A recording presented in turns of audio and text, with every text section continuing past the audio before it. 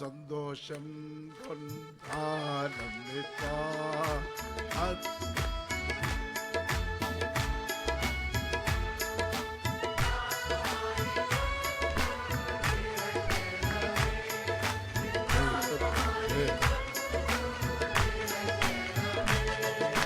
പ്രകാശിക്കവേ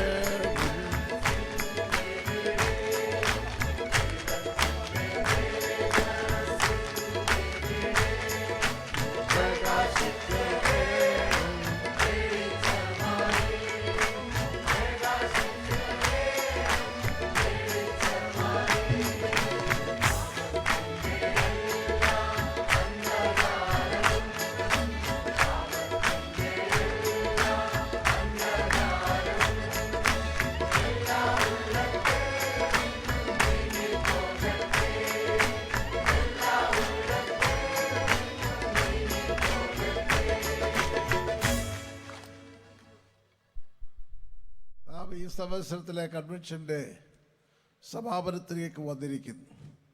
കൺവെൻഷനിൽ ലഭിക്കുന്നതാണ് ദൂത് കൊണ്ട് മാനസാന്തരം മാത്രം ഉണ്ടായാൽ പോരാ.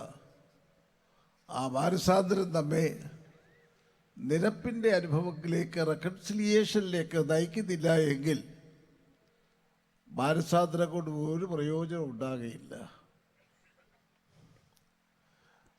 വേദപുസ്തകത്തിൽ വെച്ച് ഒരു സംഭവം പറയുന്നുണ്ടല്ലോ.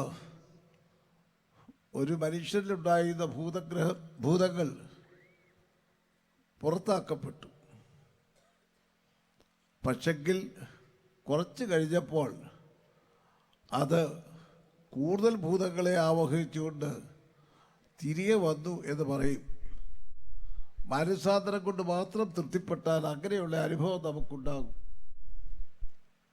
യോഹന്നാൻ തിരുമേനി പറയും, what are the priorities in our life? നമ്മുടെ ജീവിതത്തിൻ്റെ പ്രയോറിറ്റീസ് എന്തായിരിക്കണം? Let God be first, others be second, and I the smallest letter in the English language, but the greatest reality in one's own self be the least എന്നാണ് അദ്ദേഹം പറഞ്ഞിട്ടുള്ളത്. വളരെ ശ്രദ്ധേയമാണ്. ദൈവത്തിൻ്റെ മുഖ്യമായിരിക്കുന്നതായുള്ള സ്ഥാനം നാം കൊടുക്കുന്നില്ല എങ്കിൽ മറ്റുള്ളവരോടുള്ളതായുള്ള പരിഗണനയിൽ ദൈവകൃപയിലല്ലാതെ നമുക്ക് അത് യാഥാർത്ഥ്യമായി തീരുവാനായിട്ട് സാധ്യമല്ല.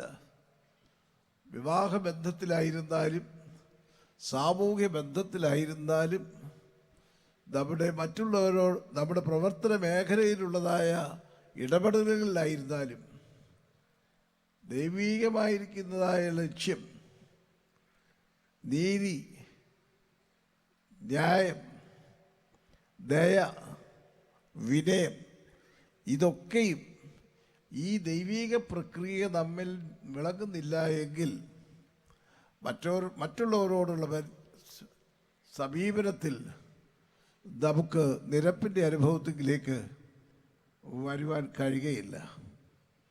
അത് നാം പ്രത്യേകിച്ച് ഓർത്തിരിക്കേണ്ടതത്രേ. അതുകൊണ്ട് ഈ കൺവെൻഷനിൽ മുഴങ്ങിക്കേട്ടതായുള്ള ഒരു ശബ്ദം ഞാൻ ശ്രവിച്ചത്, നമുക്ക് ഇന്നത്തെ കാലഘട്ടത്തിൽ ആവശ്യമായിരിക്കുന്നത് ഒരു ട്രാൻസ്ഫർമേഷൻ ഓഫ് ദ സൊസൈറ്റിയാണ്. നമ്മുടെ ആയിരിക്കുന്നതായുള്ള സൊസൈറ്റിയെക്കുറിച്ച് നമ്മുടെ ചിന്തകൾ നോക്കുമ്പോൾ എത്രയോ വികലമാണ്. ഏതെല്ലാം രംഗത്ത് നോക്കിയാലും എവിടെ നോക്കിയാലും വികലമായിരിക്കുന്ന ഒരു സാംസ്കാരിക ഘടനയാണ് ഇവിടെയുള്ളത്.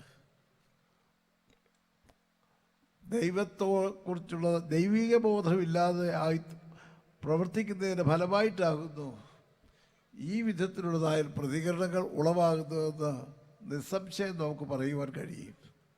സോ റിട്ടേൺ ടു ഗോഡ്, ദൈവത്തിലേക്ക് തിരിയുക. ജീവിതത്തിൽ മുഖ്യമായിരിക്കുന്നതായുള്ള പ്രയോറിറ്റി ദൈവീക നിയോഗങ്ങളിലേക്കാകുന്നില്ലെന്ന് വരെങ്കിൽ സഭകൾക്കും സമൂഹങ്ങൾക്കും പ്രലോഭനങ്ങളുമായി കടന്നു വരുന്നതായുള്ള സ്നേഹിതരെ തിരിച്ചറിയുവാൻ കഴിയുകയില്ല. സദൃശ്യവാക്യങ്ങളുടെ പൂരകങ്ങളായി ഗ്രീക്ക് ഭാഷയിൽ എഴുതിയതായ അപ്പോക്രിഫ എന്നുള്ള പുസ്തകത്തിൽ ശലോമോൻ്റെ സാദൃശ്യവാക്യങ്ങളുടെ ഒരു ഭാഗമായി കാണുന്നതായ ഒരു വാക്യം ഇപ്രകാരമുണ്ട്: നിന്നെ വളരെ സൗഹൃദത്തോടുകൂടെ സമീപിക്കുന്ന ആളുകൾ, പ്രത്യേകിച്ച് നിനക്ക് സ്വാർത്ഥലാഭം ലഭിക്കത്തക്ക വാഗ്ദാനങ്ങളുമായി അടുത്തു വരുന്ന ആളുകളെ സൂക്ഷിക്കണം. അവരെ സ്നേഹിക്കുന്നതിന് കുഴപ്പമില്ല, പക്ഷെ വിശ്വസിക്കരുതെന്നാണ് അതിനകത്ത് പറയുന്നത് ശലോമോൻ്റെ വചനങ്ങൾ. എന്നാൽ നിന്റെ വേദനയുടെ മധ്യത്തിൽ ആശ്വാസം പകർന്നു തരുന്നതായ സഹായഹസ്തങ്ങൾ നീട്ടിത്തരുന്നവരെ ആദ്യമേ വിശ്വസിക്കണം, പിന്നെ സ്നേഹിക്കണമെന്നാണ് പറയുന്നത്. ഇന്ന് സമൂഹത്തിലേക്ക് നോക്കുകയാവുന്നത് വരികിൽ ഇതുപോലെയുള്ള മോഹന വാഗ്ദാനങ്ങളുമായിട്ട് കടന്നു വരുന്ന അനേക പ്രതിഭകളെ നമുക്ക് കാണുവാനായിട്ട് കഴിയും. ഓരോ സമൂഹത്തിലും വിഷമതകളിലും പ്രയാസങ്ങളിലും. പക്ഷെങ്കിൽ സമയം വരുമ്പോൾ അവ മുഖം മറച്ച് നടക്കുമ്പോഴുണ്ടാകുന്ന വേദന അപ്രമേയമത്രേ.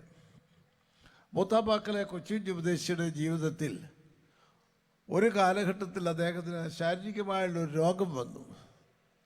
ക്ഷീണിതനായിട്ട് വീട്ടിലിരിക്കുകയാണ്. ആ കാലഘട്ടത്തിൽ നാട്ടിലെങ്ങും സാമ്പത്തികമായിരിക്കുന്ന മന്ദതയുണ്ടായിരുന്ന കാലഘട്ടം. പട്ടിണിയും പരിവട്ടവുമായി എല്ലാ ഭവനങ്ങളും കഴിയുന്നതായുള്ളൊരു കാലഘട്ടം. അങ്ങനെ വിഷമിച്ച് ഒരു ദിവസം അദ്ദേഹം ശരീരത്തിലുള്ള രോഗത്തിൻ്റെ അസ്വസ്ഥതകളോടുകൂടി അദ്ദേഹത്തിൻ്റെ മുറ്റത്തൊരു ചാരുകസേരയിൽ ഇതുപോലുള്ള ചൂടുള്ള ഒരു ദിവസം ഒരു വൃക്ഷത്തണലിൽ കിടക്കുന്നതായ സമയത്ത് അദ്ദേഹം കണ്ടു ദൂരെ റോഡിൽ കൂടെ നടന്നു വരുന്ന കൂട്ടായ്മയിൽപ്പെട്ടതായുള്ള ഒരു സ്നേഹിതനെ. ധനവാനാണ് അദ്ദേഹം, ഔദാര്യനിധിയാണ്. പക്ഷെങ്കിൽ അദ്ദേഹം കടന്നു വരുന്നത് കണ്ടപ്പോൾ അദ്ദേഹത്തിൻ്റെ മനസ്സിലൊരു തണുപ്പുണ്ടായി. ഇന്നെൻ്റെ ആവശ്യം അറിഞ്ഞ് എൻ്റെ അടുക്കൽ എന്നെ സഹായിപ്പാനായിട്ട് ദൈവം അയക്കുന്ന ഒരു ദൂതനാകുന്നു അതെന്ന് അദ്ദേഹം വിചാരിച്ച് ആശ്വസിച്ച് കിടക്കുമ്പോൾ മുൻപതിവില്ലാതെ വീടിൻ്റെ പടിക്കൽ വന്നപ്പോൾ കുട മറിച്ചു പിടിച്ചുകൊണ്ട് കടന്നുപോയി കിഴക്കുന്നത് ആറാട്ടുപുഴയ്ക്കുള്ള റോഡിൽ കൂടെ. അപ്പോഴവിടെ കിടന്നുകൊണ്ട് പാടിയതായുള്ള പാട്ട് നിങ്ങൾ പലപ്പോഴും പ്രയാസങ്ങളുടെ സമൂഹത്തിൽ പാടി ആശ്വസിക്കുന്ന പാട്ടാണ്. ആരും സഹായമിൽ എല്ലാവരും പാരിൽ കണ്ടും കാണാതെയും പോകുന്നവർ, എന്നാലെനിക്കൊരു സഹായകൻ വാനിൽ ഉണ്ടെന്നറിഞ്ഞതിൻ ഉല്ലാസമേ.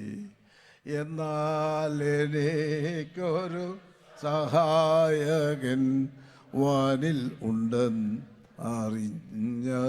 ഉല്ലാസമേ. ഇതാണ് ജീവിതത്തിൻ്റെ യാഥാർത്ഥ്യത. നാം പ്രത്യേകിച്ച് ഓർക്കണം. മിന്നുന്നതെല്ലാം പൊന്നല്ല, പക്ഷെങ്കിൽ സമയം വരുമ്പോൾ അത് അതിൻ്റേതായിരിക്കും സ്വഭാവം കാണിക്കും. അത് പ്രലോഭനങ്ങൾക്ക് വിധേയരായി ആകൃഷ്ടരായി ദൈവത്തിന് നൽകേണ്ടതായുള്ള മുഖ്യസ്ഥാനം നൽകാതെ നമ്മുടെ ജീവിതത്തിൽ നാം മുൻപോട്ട് പോയാൽ അപകടസന്ധികളിൽ ചെന്ന് ചാടും. ദൈവമാകുന്നു സകലത്തെയും നിയന്ത്രിക്കുന്നവൻ.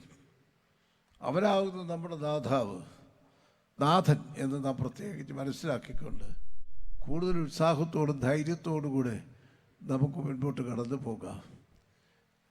ദൈവികമായിരിക്കുന്ന ആളെ ദർശനത്തിൽ ഉൾക്കൊണ്ടുകൊണ്ട് ജീവിതത്തിൽ സമാധാനം കണ്ടെത്തി എത്രയോ ആളുകളുടെ ജീവിതാനുഭവങ്ങൾ ഇന്നും അനേകർക്കും പ്രചോദനമായിരിക്കുന്നു. സാഹചര്യങ്ങളുടെ സൃഷ്ടിയായിട്ടല്ല നാം ആയി തീരേണ്ടത്. സാഹചര്യങ്ങളെ സൃഷ്ടിക്കുന്നവരായി നാം രൂപാന്തരപ്പെടണം. നാം പലപ്പോഴും വിചാരിച്ചു പോകുന്നത് സാഹചര്യ സൃഷ്ടിയായിരിക്കുന്നതാണ് ഏറ്റവും സുഗമമെന്ന്. എന്നാൽ അതേസമയം സാഹചര്യങ്ങളെ സൃഷ്ടിക്കുന്നവരാകുമ്പോഴാകുന്നു ജീവിതം സുന്ദരമായി തീരുന്നത് നാം പ്രത്യേകിച്ച് ഓർക്കണം. വർഷകാലത്ത് ഈ പമ്പാ നദിയിൽ കൂടെ കരയിൽ നിന്ന് നോക്കിയാൽ ഒഴുകിപ്പോകുന്നതായിട്ടുള്ള ജലത്തിൽ പല വിധത്തിലുള്ളതായ കാഴ്ചകൾ നമുക്ക് കാണുവാൻ കഴിയും. ചിലപ്പോൾ നദിയുടെ തീരത്ത് നട്ടിരിക്കുന്നതായിട്ടുള്ള കരിമ്പിൻ്റെ തൈകൾ ചിലത് ഇടിഞ്ഞ് കഴിയുമ്പോൾ അത് ഈ വെള്ളത്തിലൊക്കെ പൊക്കും. അങ്ങനെ വെള്ളത്തിൽ പൊക്കി ഇങ്ങനെ വരുമ്പോൾ അതിൻ്റെ ഓലകളിങ്ങനെ വെള്ളത്തിന് മുകളിൽ കാണും. കാറ്റ് കാണുമ്പോൾ അതിങ്ങനെ ഓലകൾ ചലിക്കുന്നത് കാണാം. അതെ, കരയിൽ നിൽക്കുന്നവർക്ക് ടാറ്റ പറയുന്ന പോലെ നമുക്ക് തോന്നും. പക്ഷെ അതൊക്കെ ഒഴുകിപ്പോകും.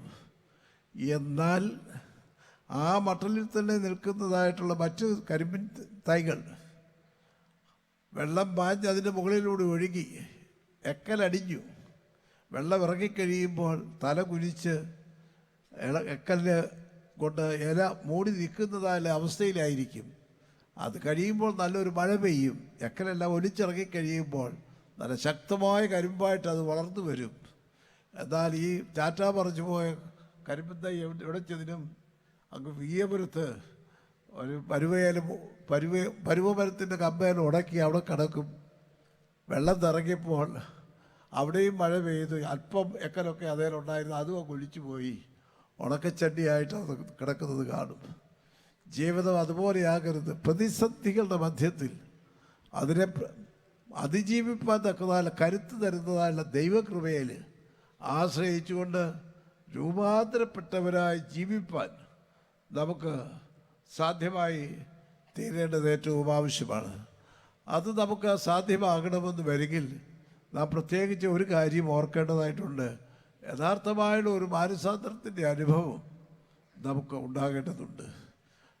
ഈ കൺവെൻഷൻ കേട്ടതുകൊണ്ട് മാനസാന്തരപ്പെട്ടാൽ പോരാ,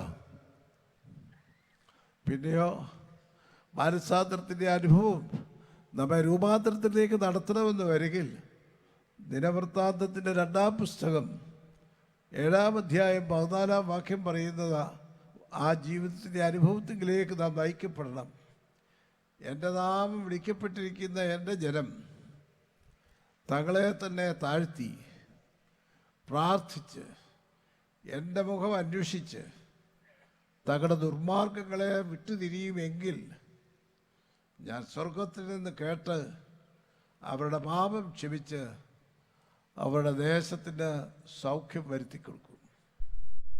ഞാൻ സ്വർഗത്തിൽ നിന്ന് കേട്ട് അവരുടെ പാപം ക്ഷമിച്ച് അവരുടെ ദേശത്തിന് സൗഖ്യം വരുത്തി കൊടുക്കും. ദൈവം നമ്മെ ഓരോരുത്തരെയും സൃഷ്ടിച്ചത് ദൈവത്തിൻ്റെ പ്രതിച്ഛായയിൽ. അവരിൽ ഏത് ജാതിയിൽപ്പെട്ടവരായിരുന്നാലും ഏത് വർഗത്തിൽപ്പെട്ടവരായിരുന്നാലും ഏത് സാമൂഹ്യ വ്യവസ്ഥയിൽ ജീവിക്കുന്നവരായിരുന്നാലും അവരിൽ ദൈവത്തിൻ്റെ മുഖത്തിൻ്റെ സാദൃശ്യം ദർശിച്ച് ദൈവത്തിൻ്റെ പ്രകാശം ദൈവമുഖത്തിൻ്റെ പ്രകാശം പരത്തുവാൻ തക്കോണം സാധ്യമായി തീരുന്നതിന് നാം രൂപാന്തരപ്പെടേണ്ടത് ഏറ്റവും ആവശ്യമാണ്. മദർ തെരേസ പറഞ്ഞതായുള്ള ഒരു സംഭവം കൂടി ഓർമ്മിപ്പിച്ച് ഞാൻ എൻ്റെ വാക്കുകൾ ചുരുക്കട്ടെ. കൽക്കട്ട തെരുവിൽ ഒരു ചെറിയ കുടുംബമുണ്ടായിരുന്നു. ഒരമ്മയും മകനും. അവർക്ക് സ്വത്തുക്കളൊന്നുമില്ല, ഒരു ഭാണ്ഡം മാത്രമേ ഉള്ളൂ.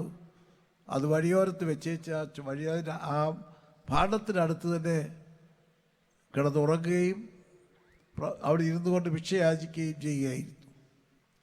ആ കൊച്ചൻ ആ അമ്മയോട് പറഞ്ഞു, ക്രിസ്മസ് അടുത്തപ്പോൾ എല്ലാ വീടുകളിലും ക്രിസ്മസ് ആഘോഷിക്കുന്നു, എല്ലായിടത്തും വിളക്കുകൾ തെളിയിക്കുന്നു, കേക്കുകൾ മുറിക്കുന്നു, നമുക്കൊരു കേക്ക് വാങ്ങിക്കണം എന്ന് അമ്മയോട് പറഞ്ഞു. അമ്മ തൻ്റെ നിസ്സഹായത വെളിപ്പെടുത്തി. മകനെ, ഈ കാലഘട്ടത്തിൽ കേക്കിന് തന്നെ ഇരട്ടി വില കൊടുത്തതിലേ കിട്ടത്തുള്ളൂ. നമുക്ക് അതിനു വേണ്ട പണം നമുക്കില്ല. നമ്മുടെ ഭിക്ഷാടനം കൊണ്ട് നമ്മുടെ വിശപ്പടക്കാൻ തന്നെ മതിയായിരുന്നില്ല എന്ന് പറഞ്ഞ് മകനെ നിരുത്സാഹപ്പെടുത്തുവാൻ തുടങ്ങി. ഒടുവിൽ സഹി കെട്ടപ്പോൾ ആ അമ്മ പറഞ്ഞു, നീ ഒരു കാര്യം ചെയ്യ്, അപ്പോൾ യേശുവിനോട് പ്രാർത്ഥിക്കുക, ഒരു കേക്ക് നിനക്ക് തരണമെന്ന്. അങ്ങനെ മകനെ ശ്വാസിച്ചകത്തി നകച്ചു നിർത്തി. മകനത് അമ്മയിൽ നിന്ന് ലഭിച്ചതായ ഒരു ഗുണദോഷമായി സ്വീകരിച്ചു. അന്ന് മുതൽ പ്രാർത്ഥിക്കുവാൻ തുടങ്ങി, യേശുവേ എനിക്ക് ക്രിസ്മസ് ഈവനിങ്ങിൽ ഒരു കേക്ക് തരണമെന്ന്. അവൻ പ്രാർത്ഥന തുടർന്നുകൊണ്ടിരുന്നു. ഡിസംബർ 24 സന്ധ്യയായി, സൂര്യൻ അസ്തമിച്ചു, ദീപങ്ങൾ തെളിഞ്ഞു, ഭവനങ്ങളിലെല്ലാം ആഹ്ലാദത്തിൻ്റെ തിരകൾ പൊട്ടിപ്പുറപ്പെടുന്ന സന്ദർഭം. ഈ കൊച്ചന് കേക്ക് കിട്ടിയില്ല.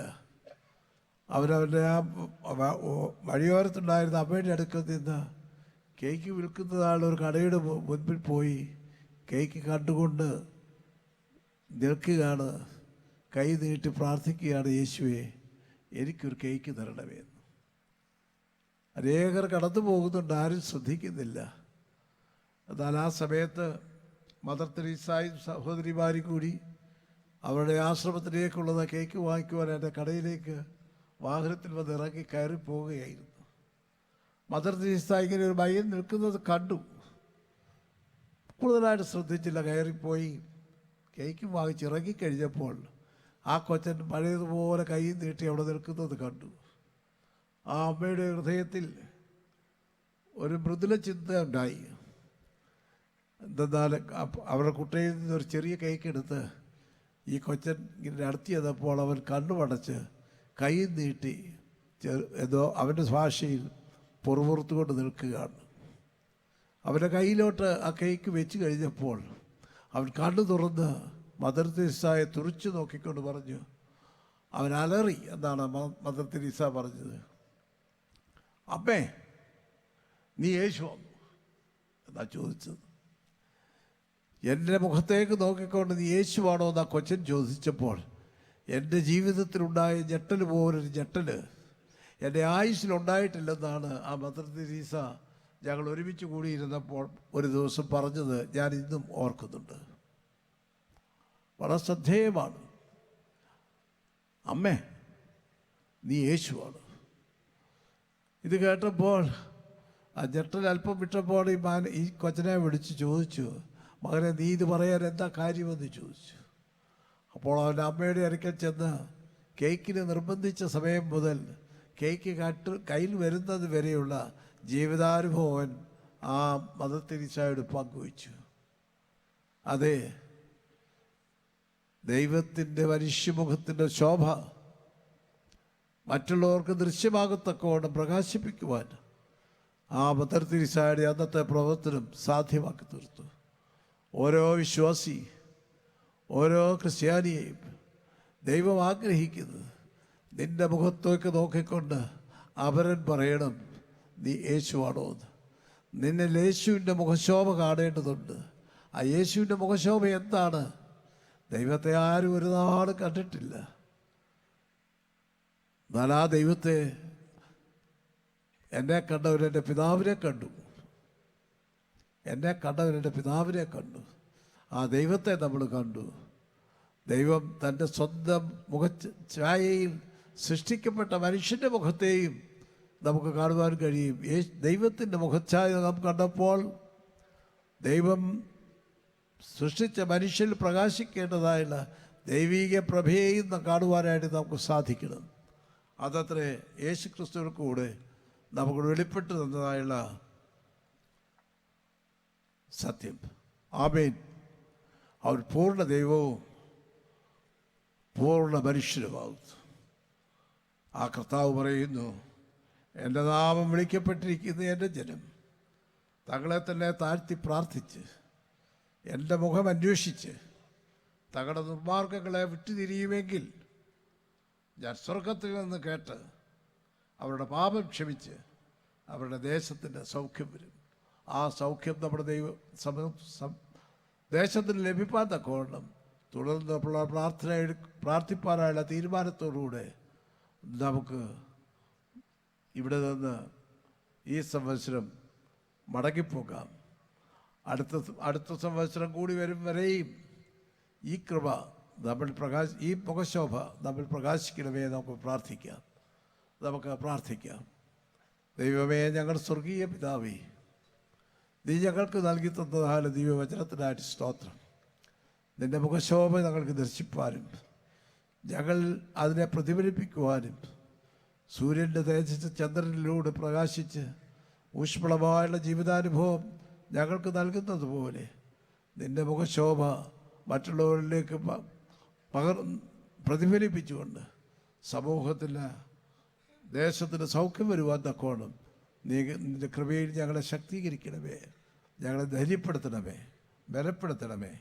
യേശു നാമത്തിൽ തന്നെ.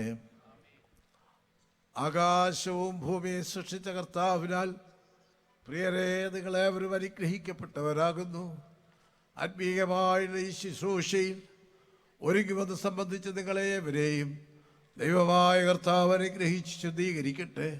പിതാവും പുത്രനും പരിശുദ്ധ റൂഹായുമായ ത്രിയേക ദൈവത്തിൻ്റെ കൃപകൾ, അനുഗ്രഹങ്ങൾ, ആശീർവാദങ്ങൾ നാം ഓരോരുത്തരോടും നമ്മുടെ ഭവനത്തോടും നമ്മുടെ ദേശത്തോടും കൂടെ ഇന്നും എന്നേക്കും ഇരിക്കുമാറാകട്ടെ. സ്തുതിപ്പിൻ സ്തുതിപ്പിൻ യേശുദേവനെ, ഹല്ലേലൂയ.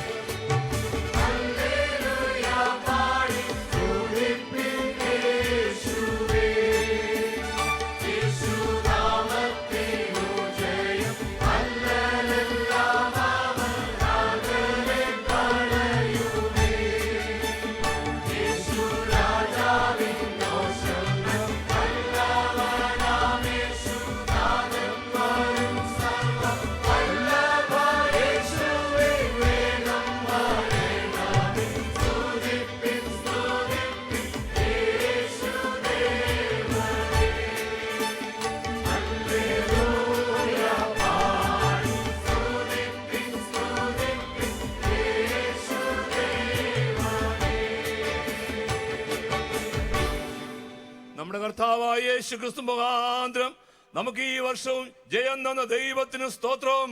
ഹല്ലേലൂയ, ഹല്ലേലൂയ, ഹല്ലേലൂയ. ആമീൻ. കർത്താവായ യേശുവേ, വേഗം വരണമേ.